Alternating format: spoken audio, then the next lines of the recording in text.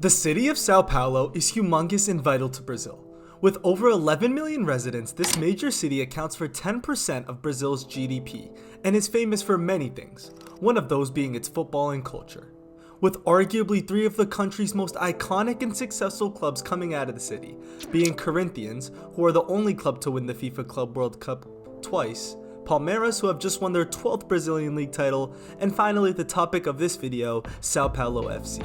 São Paulo FC was a club founded in 1930 in, well, you guessed it, São Paulo. Formed from a merger between two clubs in the city, São Paulo is easily one of the biggest clubs, a part of the Brazilian Big 12, and they are only one of two clubs to never be relegated, sharing the honor with Flamengo. Well, I guess three if you count this team, but they just got to the first division like 3 seasons ago, so it's not that impressive. Anyways, let me put into perspective how important this club really is. They have over 22 million fans around the world, making them the third most supported club in Brazil.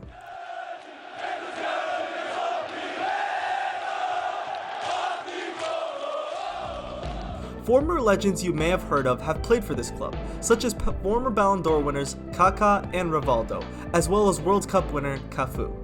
These just scratch the surface of the legends that have played for this club. However, it had been a hard time for the Giants as of recent, placing in mediocrity in the league table for the last couple of years, including an 11th place finish in 2023.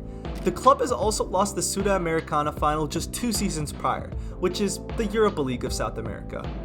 This going on with disappointing state cup finishes, only winning it 1 time since 2005, São Paulo was definitely on a downward trend.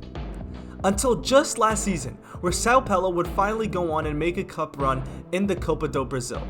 Although they had practically won every trophy, the Brazilian Cup had evaded São Paulo for so long, until they had found themselves in the final, playing against another huge team, Flamengo.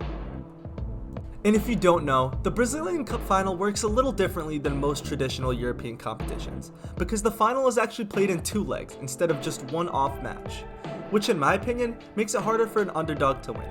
But what do you guys think?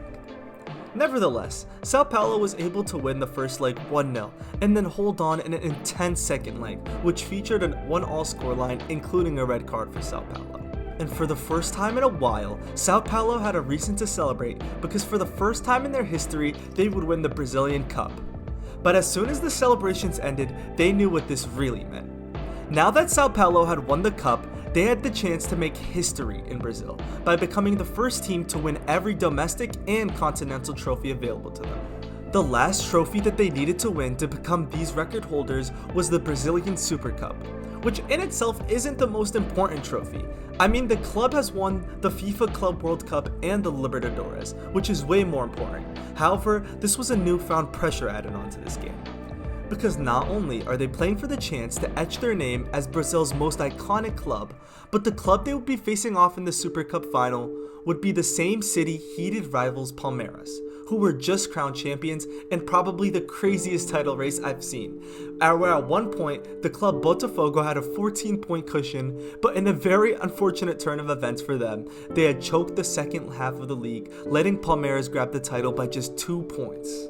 I mean, this derby is a big classic in Brazil, known as the Choque Rei, which I don't know if I said that right, but it translates to the King's Clash.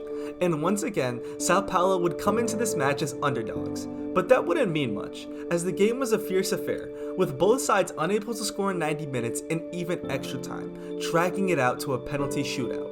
And fortunately for the side, Palmeiras would miss 2 penalties, giving the win to São Paulo. And after years of mediocre disappointment, these sleeping giants can rise again, knowing that they are the only club in Brazil to have won all possible trophies. But what does this mean going forward is the real question we should be asking ourselves. Are we going to watch São Paulo come back into title races and trophy pushing like we know they are historically capable of, or is this just a one-off win? I mean, they are currently first in their group headed to the knockout stage in their state cup, so who knows, maybe this is a sign of things to come. But what do you think? Is São Paulo the most iconic Brazilian team? Let me know in the comments below, and don't forget to like this video and subscribe for more just like this one.